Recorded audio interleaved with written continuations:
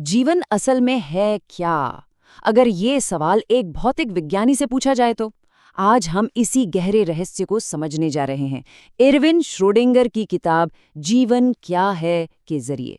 एक ऐसे भौतिक विज्ञानी जिसने जीव विज्ञान के सबसे बड़े सवाल को चुनौती दे डाली। अच्छा, तो कहानी शुरू होती है एक बहुत ही गहरे सवाल से। श्रोडिंगर हमें सीधे एक रहस्य के केंद्र में ले जाते हैं।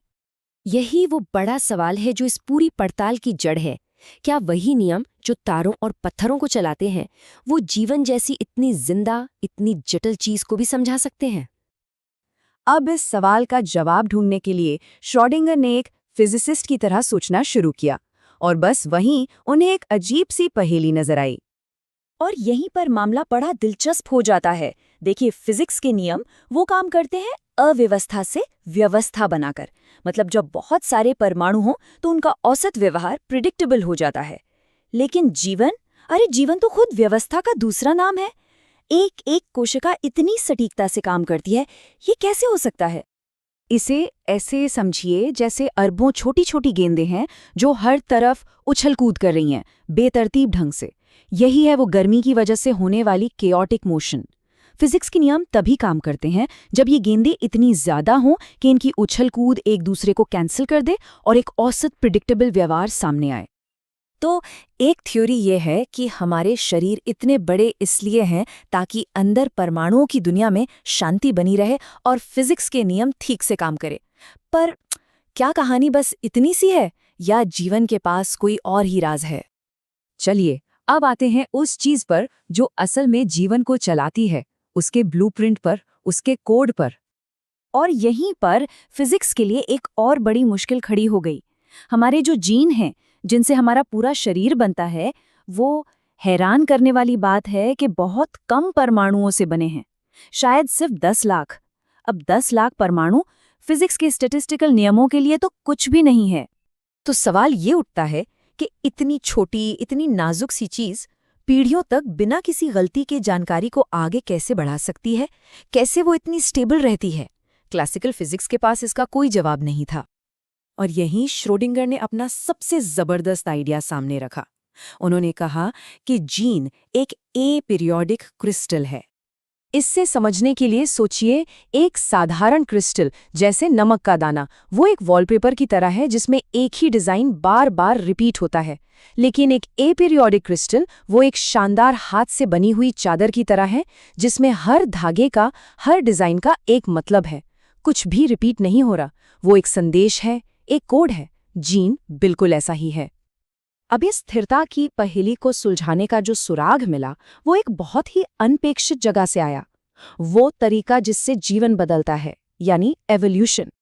पहले माना जाता था कि एवोल्यूशन धीरे धीरे छोटे छोटे बदलावों से होता है, लेकिन ह्यूगो डिवरीज जैसे वैज्ञानिकों ने देखा कि ऐसा नहीं है। बदलाव अचानक होते हैं, एक झटके में, एक रूप से सीधे दूसरे रूप में, बीच में कुछ नहीं। अब एक फिजिसिस्ट के लिए इस तरह का अचानक बदलाव, जंप लाइक चेंज, ये बहुत जाना पहचाना लगता है। और इसका जवाब क्लासिकल फिजिक्स की सीधी सादी दुनिया में नहीं था। इसका जवाब था क्वांटम मैकेनिक्स की अजीबोगरीब दुनिया में। तो असली बात यह है, जीन की जो स्थिरता है वो क्वांटम लेवल की है, और म्यूटेशन वो कोई धीरे धीरे होने वाला बदलाव नहीं है, बल्कि वो एक स्टेबल मॉलिक्यूलर स्टेट से दूसरी में एक अचानक क्वांटम जंप है। बीच का कोई रास्ता ही नहीं है।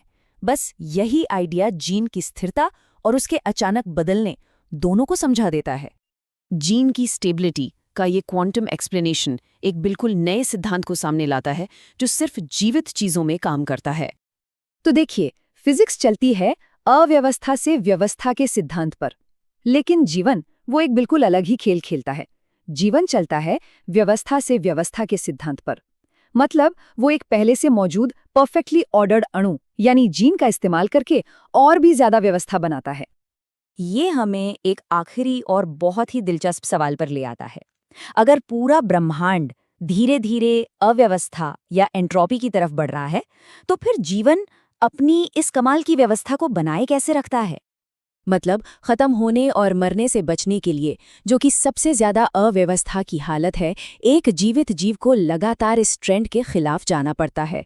और ये वो एक प्रक्रिया के जरिए करता है जिसे हम सब जानते हैं, मेटाबॉलिज्म। पर सवाल ये है कि वो असल में खा क्या रहा है? श्रोडिंगर ने इसके लिए एक शब्द इस्तेमाल किया, नेगेटिव एंट्रोपी। सुनने में थोड़ा अजीब है, पर इसका सीधा सा मतलब है व्यवस्था। जीवन खुद को व्यवस्थित रखने के लिए अपने आसपास के माहौल से व्यवस्था को खाता है।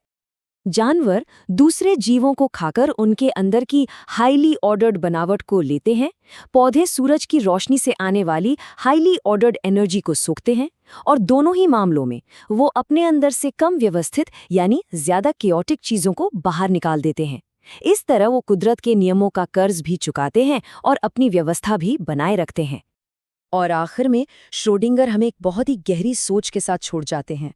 वो कहते हैं कि जीवन का सबसे बड़ा चमत्कार शायद उसका होना नहीं है, बल्कि ये है कि हम जो खुद उसी सिस्टम का हिस्सा है उसे समझ सकते हैं। हम वो ब्रह्मांड हैं जो खुद को जानने की कोशिश कर रहा है।